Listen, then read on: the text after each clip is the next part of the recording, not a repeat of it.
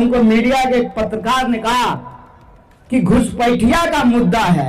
हम बोले सबसे बड़ा घुसपैठिया गुजरात से आया है, हेमंता विश्व शर्मा के साथ, उसको भी यहाँ से भगाने का जरूरत है। खेड़ा भी पेला गया था, तू भी पेला जाएगा, अफजल गुरु का चमचा। पश्चिम बंगाल में इनके अब्बा जानों के ऊपर कार्रवाई हो रही है तो पेट में इसके दर्द हो रहा है। उस दर्द में बहकर गुजरातियों को घुसपैठिया बोल रहा है, लेकिन इसका जो बड़ा अब्बा है वो गुजरातियों को मूर्ख समझता है। People who are illiterate in Gujarat or in other place, but you can't fool Kerala people. That is for calling. No, that is, see what Kharge Sahab said, that Kerala is a more literate state, and the statistics speaks for itself. So you cannot fool everybody for long. It was misconstrued, and if the people of Gujarat have been hurt, he's apologized. So what is wrong with it? बाप और बेटे की दोनों की मानसिकता same to same है।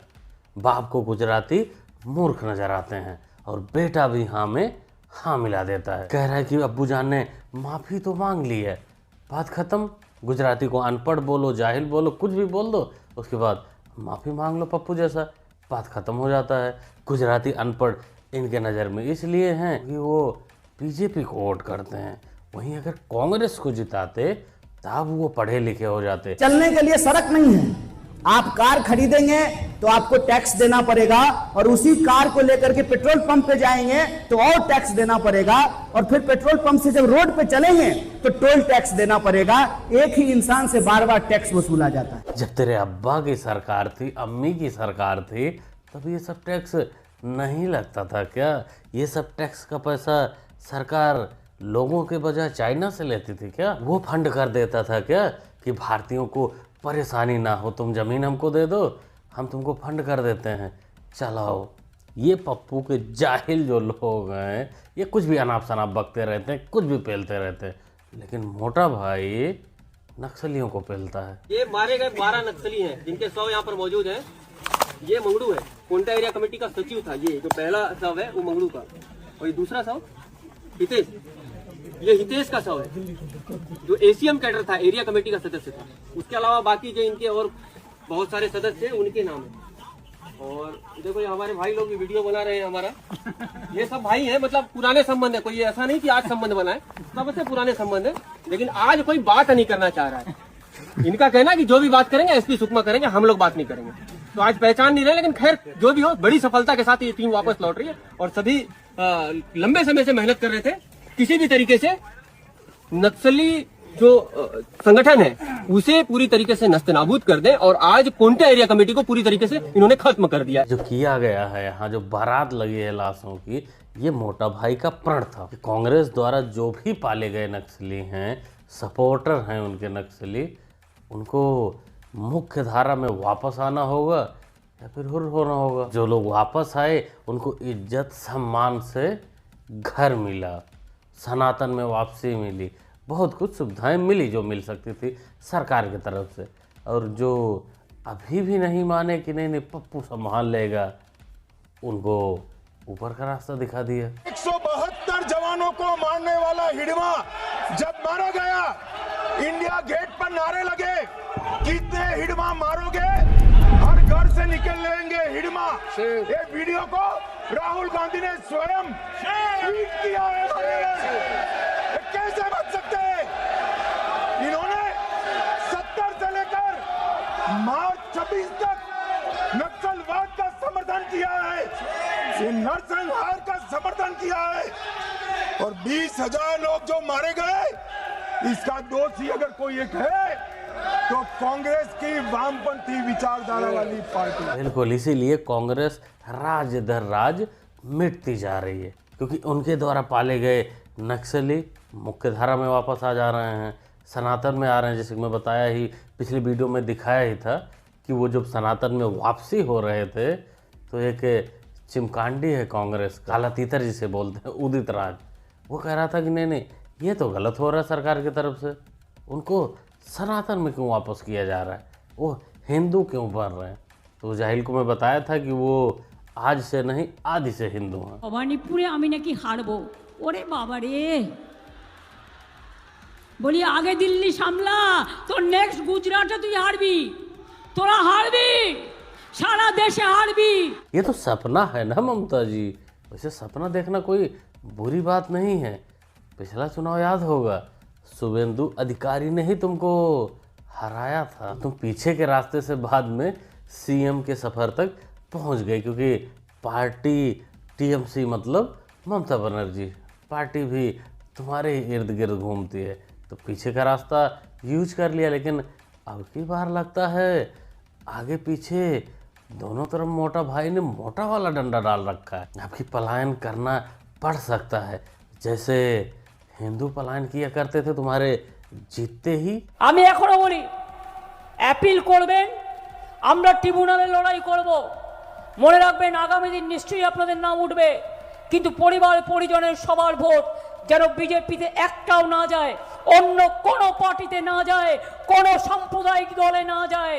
যদি বাংলাকে ভালো রাখতে হয়, যদি মা বোনদের ভালো রাখতে হয়, যদি লক্ষ্মীর ভাণ্ডার চালাতে হয়, সরকারি কর্মচারীদের ভালো রাখতে হয়, গ্রাম বাংলাকে ভালো রাখতে হয়, মনে রাখবেন সারা বাংলায় কে প্রার্থী ভুলে যান।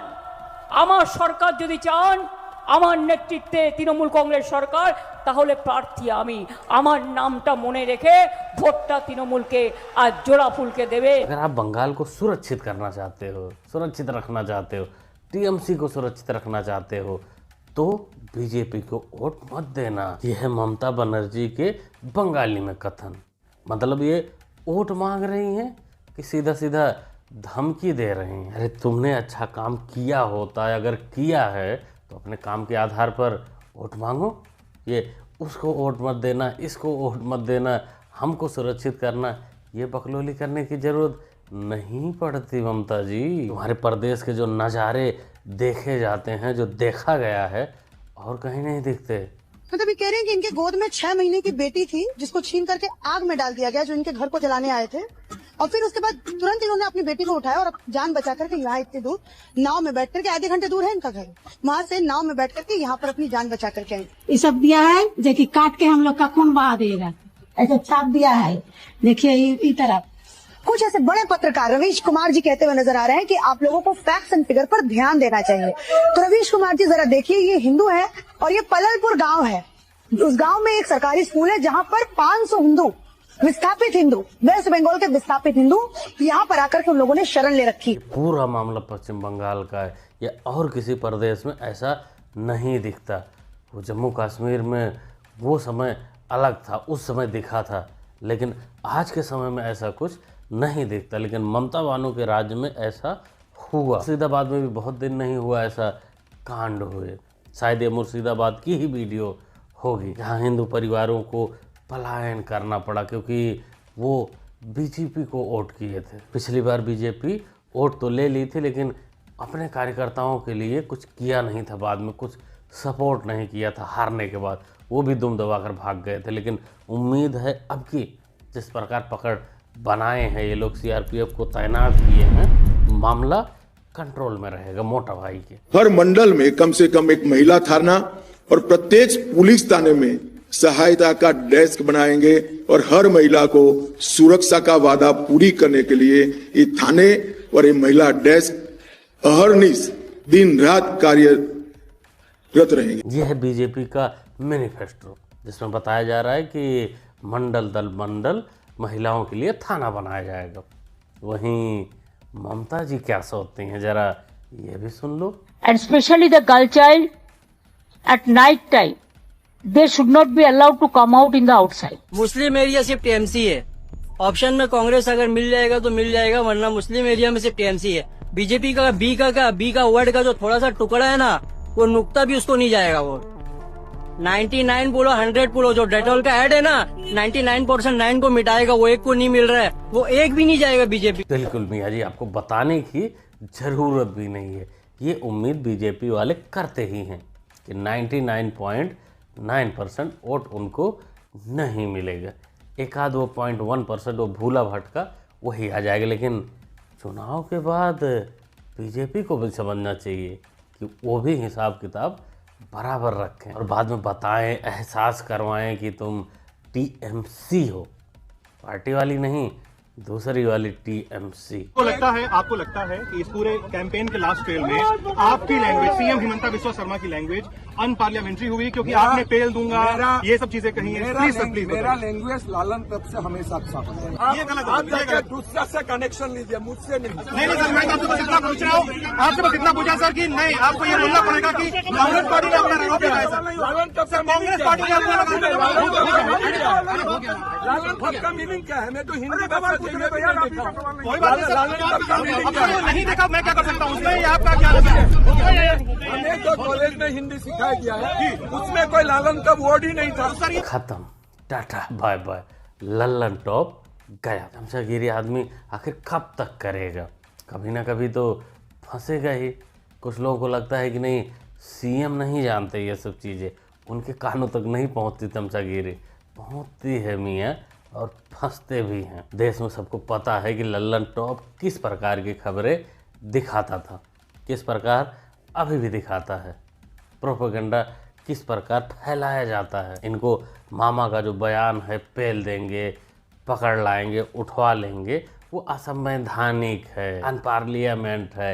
लेकिन पप्पू जी जब बोलते हैं कि मोदी घर से निकल नहीं पाएगा, मोदी तेरी कब्र खुदेगी, ऐसा भाषण देते, मोदी की मम्मी को गाली देते हैं, ये सब संवैधानिक बयान होते हैं। मैंने पवन खेरा को, मुझे लगता है मंगलवार सुबह को फोन किया था। अच्छा। कि पवन जी आप शाम के प्रोग्राम पर आएंगे क्या, ताकि आप अपना पक्ष रख सके? हाँ जरूर आऊंगा। शाम को मैंने 8 बजे फोन किया, फोन स्विच ऑफ।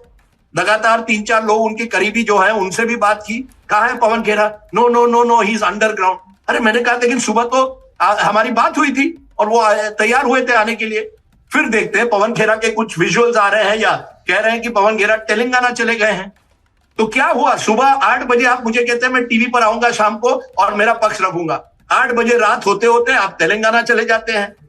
तो कंफ्यूजन है। तब ये भी चल रहा था एक दूसरी प्रेस कॉन्फ्रेंस करेंगे पवन खेड़ा और प्रमाण लेके आएंगे, वो भी प्रेस कॉन्फ्रेंस नहीं होती है। तो कुल मिलाकर मुझे लगता है कांग्रेस कहीं ना कहीं बैकफुट पर या सेल्फ गोल कर बैठी। होता है मियां राजदीप जी, होता है ऐसा। जो बगैर सर और पैर के सिर्फ आरोप खेले, वो तो सेल्फ गोल करेगा ही, जिसे पप्पू जी ने किया था। आप लोगों ने समझाया भी था कि पप्पू गलत डायरेक्शन में जा रहे हो, लेकिन पप्पू तो पप्पू कहाँ मानने वाले।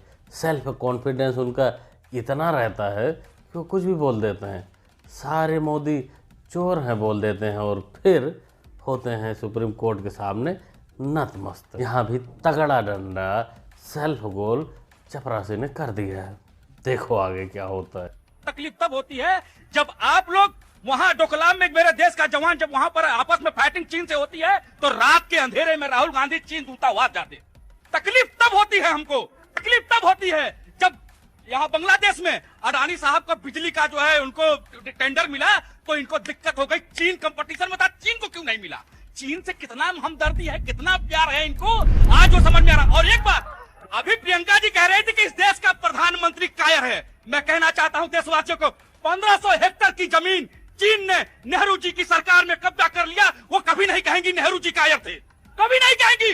मैं कहना चाहता हूं देशवासियों, आपको जागने की जरूरत है। ये बंदा कोई किसी पार्टी का प्रवक्ता नहीं है, ये बंदा एक नॉर्मल ऑटो ड्राइवर है, ऑटो चालक है। कांग्रेस ने देश के साथ क्या किया और आगे आएगी तो क्या करेगी, कैसे करेगी, वो सब भाई को जानकारी प्रॉपर है। वैसे भी ये पप्पू एंड कंपनी के जो बयान आते हैं उससे तो कंफर्म हो जाता है कि आगे ये क्या करने वाले हैं।